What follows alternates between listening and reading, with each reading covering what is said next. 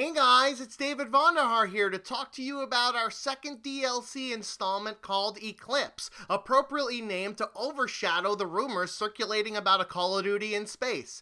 We revealed the maps not via a trailer in order to entice people into buying it, but in a live stream where people sat around and talked about how the maps played while we showed off some theater mode fly-throughs.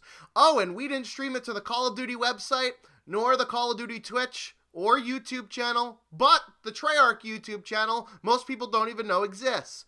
Oh, and of course, since our multimedia team is amazing, they haven't put up the replay of the stream for anyone else to watch, but since I'm Big Dave, I have footage that I'll share with you. This DLC mimics the model that Treyarch is best known for. 3 new maps, which were just rejects from the original build of the game, 1 reskin of a popular map, or in this case a forgettable map, and a brand new zombies experience for a different setting on running in circles. Anyways, on to the maps, as this one is called Spire, and considering that Call of Duty is becoming more like Halo than Halo 5 is, we decided to steal this map from Halo with how clean it looks. The term sexy was even thrown around during the live stream, which should only be reserved for Overwatch's characters' butts. We also took the setting from another DLC map, Vertigo, and applied it here, as this map is raised high in the sky, so don't fall off, and it takes place in an airport like Vertigo had a VTOL pad. Of course you could tell it's an airport, because even in the future, TSA still makes us wait in long-ass lines to go through metal detectors and take off our shoes before boarding. The next map is Rift, which basically looks like every map from Advanced Warfare combined into one.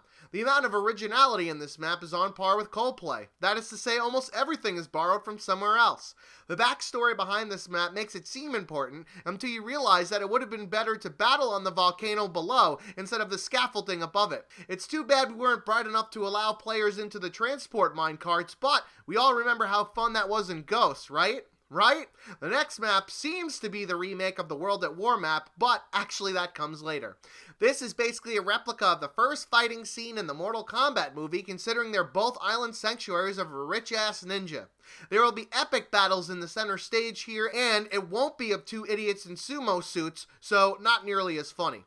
Also, there are some gongs, which are appropriate for this gong show of a DLC. Lastly, since Call of Duty fans want a World War II game, we threw the DLC base a bone by bringing back a map from World at War. Which map, you ask? Not Castle, not Upheaval, not Dome, not Hangar. Actually, it's probably last on the list other than those stupid-ass tank maps. Banzai. That's right, a map that most people don't even remember unless they looked it up.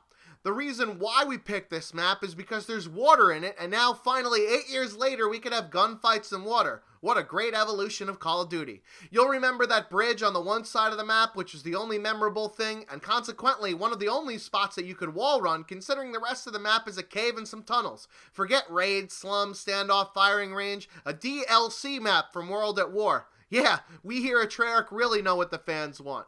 Next was the zombies reveal of Zetsubo no Shima, which looks like a jumbled version of Shi no Numa, thus scratching that nostalgia itch in a very subtle way. Again, instead of doing a trailer to hype people up, we decided on putting the intro sequence on stream. It starts off with a pirate ship, as who knew that Somalis weren't the only types of pirates? After 20 seconds of the captain yelling at Takeo, Richtofen says what we're all thinking. I don't speak Japanese. When a wave crashes against the boat, a fighting scene breaks out, and amongst the chaos, our heroes have to stave this stupid beepity bop. Next, we drop some gameplay of the new map. No, wait. That's the last DLC map. Sorry, my bad. We don't even show you the area that you'll be using for your track meet. We just give you a floating ship in the middle of the ocean, kind of like the people coming over from Cuba. So, we go back to the Origins crew, even further distancing ourselves from the actors that we paid good money for in Shadows of Evil. Anyways, Black Ops 3 Eclipse DLC available April 19th on PlayStation first, because Activision is spelt with a $.